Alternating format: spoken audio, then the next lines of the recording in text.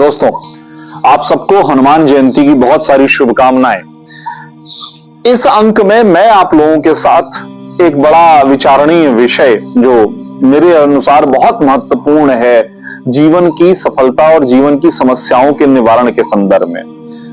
भक्तजनों, मित्रों, साथियों, आप सभी सनातनियों को मालूम है कि हनुमान जी का बड़ा महत्व है हमारे इस कलयुग में, पर बहुत सारे लोग नहीं जानते कि साधना की परंपरा में अटूट विश्वास है इस बात का कि तीन देवता या कहिए तीन पराभौतिक सत्ता के तीन स्वरूप हैं जो कलयुग में विशेष प्रभावी हैं, जिनका विशेष फल प्राप्त होता है। पहले हैं हनुमान जी, दूसरे हैं भैरव जी और तीसरी हैं महाकाली। साथियों, बाकी दोनों यानी भैरव जी और महाकाली की ऊर्जा अधिकतर गृहस्थों के लिए संभालने लायक नहीं है, पर हनुमान जी की जो ऊर्जा है, हनुमान जी का जो स्वरूप है वो अति सात्विक है, पूर्ण सात्विक है।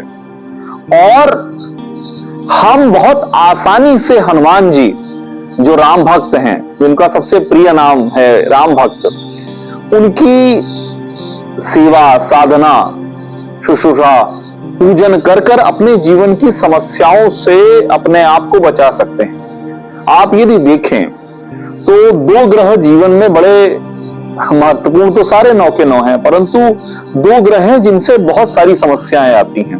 एक है मंगल और दूसरा है शनि, और दोनों ही ग्रहों को हमारे हनुमान जी की नियमित पूजा संभाल सकती है। क्या करें? सरल चीजों की बात करते हैं। कुछ नहीं कर सकते, नियमित रूप से हनुमान जी के मंदिर जाइए, ज्यादा नहीं 3-5 हनुमान चालीसा का पाठ कीजिए। आप जितनी बार इस पाठ को बढ़ाएंगे, धीरे धीरे उतनी आपके जीवन में सात्विक ऊर्जा बढ़ती जाएगी। जैसे ये कबाड़ी तो जैसे जैसे ऐसे कबाड़ी आपके आसपास इकट्ठे होते जाएंगे, हमारे जीवन में ये जो दुर्ऊर्जा है ना, एक तरह का कबाड़ होती है, और हनुमान जी की साधना, पूजा बहुत आसानी से हमारे जीवन के इस नकारात्मक ऊर्जा को दूर कर सकती है। नियमित रूप से हनुमान चालीसा करें, 3 पाठ 5 पाठ। लेकिन एक चीज ध्यान रखेंगे कि अगर आपको हनुमान चालीसा का पाठ करना है तो एक तो बहुत खराब चीज, पता नहीं बाकी जगह का नहीं वालों पर, अधिकतर उत्तर भारत में मिलती है कि लोग नहाते नहाते बहुत न्यून वस्त्रों में हनुमान चालीसा का पाठ प्रारंभ कर देते हैं। ये कदापि कदापि कदापि स्वीकार्य नहीं है, बड़ा अनुचित है। नंबर 1। नंबर 2, अगर हनुमान चालीसा का पाठ करना है तो दिया जलाकर करिए, आसन पर बैठकर करिए, और जब पाठ पूरा हो जाए तो आसन के नीचे जल छोड़िए, उस जल को माथे पर लगाइए, इंद्राय नमः, शक्राय नमः, पुरंदराय नमः कहकर इंद्रदेव को प्रणाम कीजिए।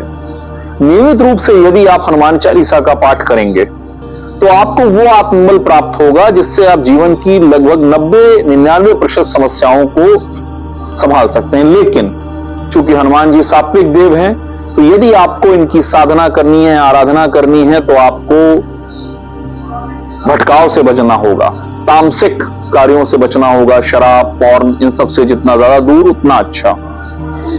तो आज मैं फिर से आपको हनुमान जयंती की हार्दिक शुभकामनाएं देते हुए आपसे अनुरोध करता हूं कि इस विचार को अपने हृदय में स्थापित करें और नियमित रूप से हनुमान जी की शरण में जाएं।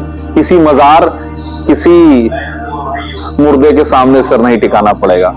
जय श्री राम।